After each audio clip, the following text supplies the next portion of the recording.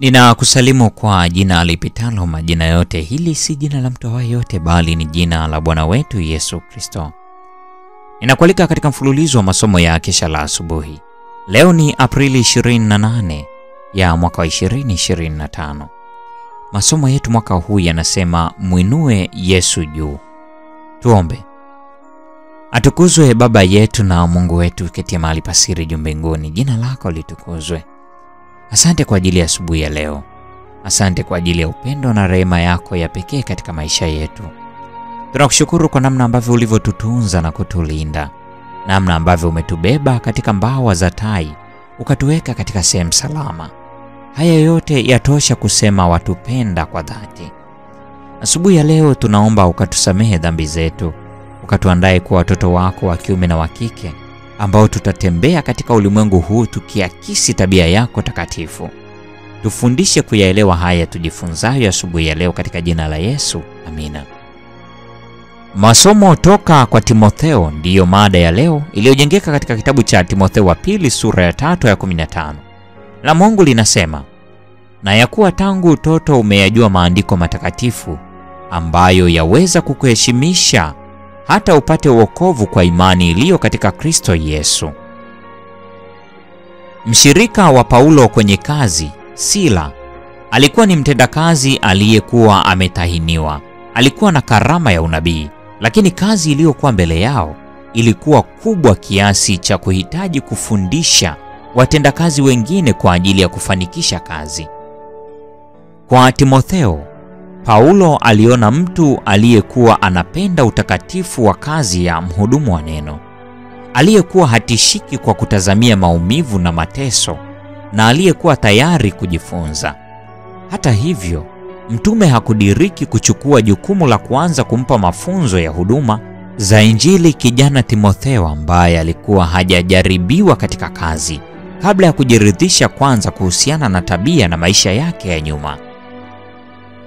Baba yake Timotheo alikuwa Myunani, wakati mama yake alikuwa Myahudi.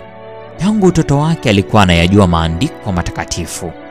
Uchaji Mungu aliyokuwa ameuona kwenye maisha ya nyumbani kwao ulikuwa ni kamili na wenye maana. Imani ya mama na bibi yake katika neno takatifu la unabii ilikuwa kwake ukumbusho wa daima juu ya baraka ya kuyatenda mapenzi ya Mungu. Neno la Mungu lilikuwa ni kanuni iliyotumiwa na hawa wanawake wacha Mungu katika kumwongoza Timotheo. Nguvu za kiroho za mafundisho aliyokuwa ameyapokea kutoka kwao vilikuwa vimeufanya usemi wake uwe safi na usiochafuliwa na mivuto ya uovu iliyokuwa inamzunguka. Kwa hiyo walimu wake wa nyumbani walikuwa wameshirikiana na Mungu kumwandaa ili kuchukua majukumu mazito. Paulo alikuwa ameona kuwa Timotheo alikuwa mwaminifu, mnyofu na mkweli, na alimchagua awe mshirika wake katika kazi na safari. Waliokuwa wamemfundisha Timotheo wakati wa utoto wake walituzwa kwa kumwona mwana wao waliokuwa wanamtunza akiunganishwa na kufanywa mshirika mwalimu. Timotheo alikuwa tu kijana, lakini kanuni zake za maisha zilizokuwa zimejengwa na kuimarishwa na elimu yake ya awali ziliwezeshwa kuchukua nafasi ya msaidizi wa Paulo.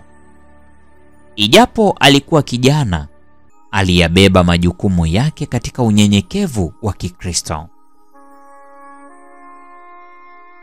Paulo alikuwa anampenda sana Timotheo. Mwanangu, hasa katika imani.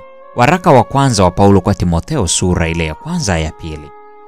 Mtume huyu mashuhuri mara nyingi alitoka na huyu mwanafunzi kijana na kumuuliza maswali kuhusiana na historia ya maandiko matakatifu.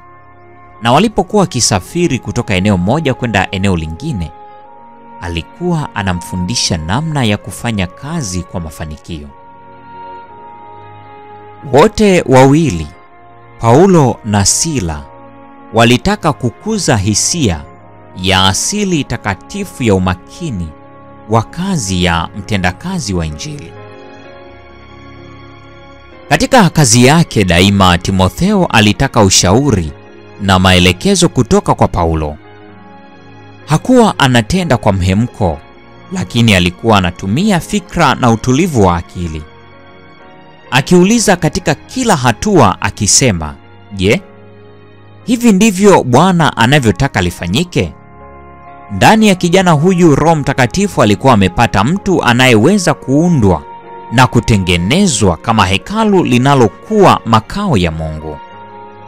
Mafundisho ya Biblia yanapofundishwa na kuwekwa kwenye maisha ya kila siku, huwa yanaingia kwa kina na yana athari ya kudumu katika tabia ya mtu. Mafundisho haya Timotheo alikuwa anajifunza na kuyaishi. Matendo ya Mitume, ukurasa wa 175 hadi 178. Hii ni Aprili 28. Mungu atubariki sote na karibu tena.